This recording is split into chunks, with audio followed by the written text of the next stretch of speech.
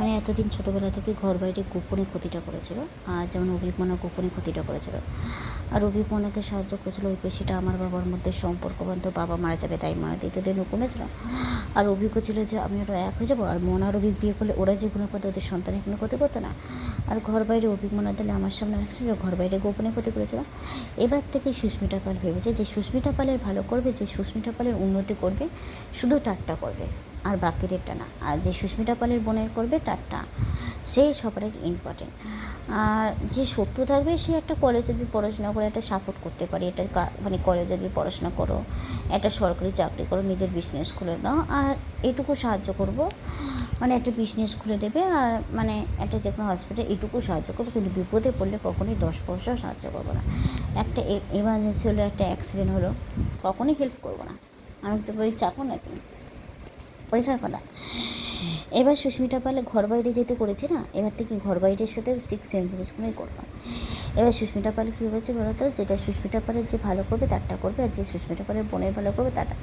আর যে সুস্মিতা পালের শত্রু তারটাও করবে, সে যাতে কলেজে তুই পড়াশোনা করে একটা ব্যবস্থা করে দেবো, একটা সরকারি চাকরি পাওয়ার ব্যবস্থা করবো, একটা নিজের বিজনেস খুলে দেওয়ার ব্যবস্থা করবো, আর বাকিটা নিজের ভালোটা নিজে বুঝে নেবে, এইটুকু সাহায্য করবো, কিন্তু বিপদে পড়লে কখনোই সাহায্য করবো না। আর সুস্মিতা পাল যেহেতু ফর্সাকার লোক, গরিব বড় লোক থেকে কখনোই মিশিনি, কিন্তু এবার থেকে সুস্মিতা পাল যাকেই বিয়ে করবে, সুস্মিতা পাল একটা ডিসিশন নিয়ে নিয়েছে। ও যেহেতু দেখতে ফর্সা, আর ফর্সা মানুষের একটা অহংকার থাকে, সে পড়াশোনা পারুক বা না পারুক, সে যেটা করবে না তাকে সেটাই মানাবে। এবার তার দিকে দেখে সেই মানুষটা যদি সার্জারি করে, তাহলে তো সেটাকে হিংসা করছে। সুস্মিতা পাল দেখতেই ফর্সা না, কোনোদিনও অহংকার ছিল না, এবার থেকে অহংকার হবে। সুস্মিতা পাল ভেবেছে যাকেই সুস্মিতা পাল বিয়ে করবে, ছেলেটা দেখতে হবে ফর্সা, দেখতে হবে ফর্সা, না হলে সুস্মিতা পাল বিয়ে করবে না। আর বোন যাকে বিয়ে করবে না, তাকেও ছেলেটাকে দেখতে হবে ফর্সা।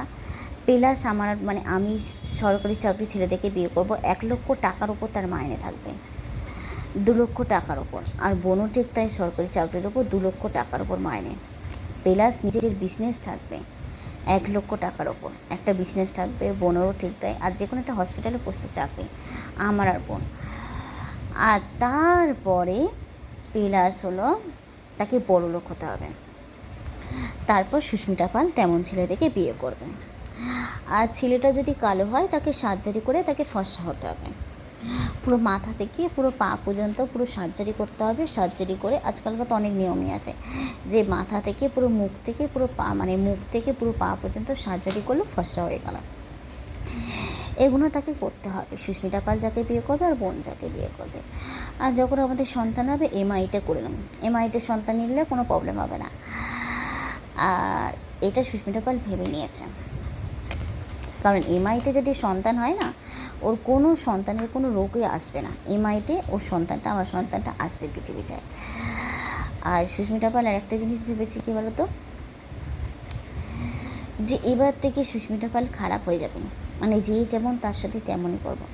যে সুস্মিতা পালের ভালো করবে, যে বোনের ভালো করবে তারটা, যে লোকের ভালো করে তারটা, আর বাকিদেরটা না। যে আমার শত্রু তাকে শুধু এইটুকু সাহায্য করবো, কলেজে যদি পড়াশোনা করে ব্যবস্থা করবো, আর সরকারি চাকরি পেয়ে একটা নিজের বিজনেস খুলতে, এইটুকু সাহায্য করবো, বাকিটা নিজের ভালোটা নিজে বুঝে নেবে। মানে অনেক হলো নিজের, মানে নিজের ভালোটা নিজে বুঝে নাও, আমি কখনোই সাহায্য করবো না। মানে অনেক হলো নিজের ভালোটা নিজে বুঝে নাও, তুমি তোমার নিজেরটা নিজে টেকে নাও। আর সাথে সাথে সুস্মিতা পাল যাকে বিয়ে করবে, সুস্মিতা পালের যে তো সম্বন্ধ করে বিয়ে করছে, সেটা তার দায়িত্ব, যে সুস্মিতা পাল কী করে পরীক্ষার সময় আসবে, কী করে শর্ট নাম্বার তুলবে, প্রথমবার তাকে 3rd ইয়ারে ওঠাতে হবে, আমাকে আর বোনকে প্রথমবার, তারপরে সেকেন্ড ইয়ারে, তারপরে ফার্স্ট লিস্টে যে কোনো একটা, সেটা তার দায়িত্ব, সেটা তো আমার না। এবার তারপরে কলেজে যদি পড়াশোনা করলাম, তারপরে সরকারি চাকরিটাও তার দায়িত্ব, আর প্লাস নিজের বিজনেসটাও, আর যেখানে হসপিটালে বসতে, তারপরে সম্বন্ধ করব, তারপরে ছেলের ফ্যামিলি কী কী লাগবে না লাগবে, কোনো অভাব লাগবে না, তাকে বাড়ি থেকে গাড়ি থেকে সব দেবে সুস্মিতা পাল, এটা ভেবে নিয়েছে। যেমন বড় লোকদের যেমন বিয়ে দেয়, ঠিক তেমন বোনকেও যাকে বিয়ে দেবো না, বড় লোক দিয়ে, মানে বড় লোকরা যেমন বিয়ে দেয় জিনিসপত্র দিয়ে, কোনো অভাব হয় না, ঠিক তেমন সুস্মিতা পালের একটা মান সম্মান ইজ্জত আছে, যে আমি আমার বোনকে ভবিষ্যতে বিয়ে দিচ্ছি, হাত কালি একটা মানে মিডল ক্লাস ফ্যামিলির মতন একটা, মানে একটা সুতির শাড়ি টেকে একটা সস্তার শাড়ি পরবে, যেটা সুস্মিতা পালের বাবা কখনো সুস্মিতা পালকে পরায়নি, সেই শাড়ি পরবে, ওর একটা মানে শ্বশুরবাড়িতে সেগুলো দেবে, ওর একটা মান সম্মান ইজ্জত আছে।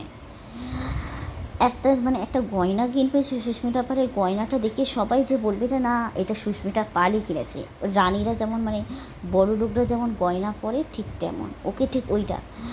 আর তখন ওর মানে বলবে না যে ওর দিদি কত সুন্দর, সুস্মিতা পালকে কী সুন্দরভাবে ওর বোনকে মানুষ করে মানে শ্বশুরবাড়িতে পাঠিয়েছে, পড়াশোনা থেকে রান্না করা থেকে মানে রান্না করা সব শিখবে, মিষ্টি রান্না করে কী করে করতে হয় সব রান্না শিখবে।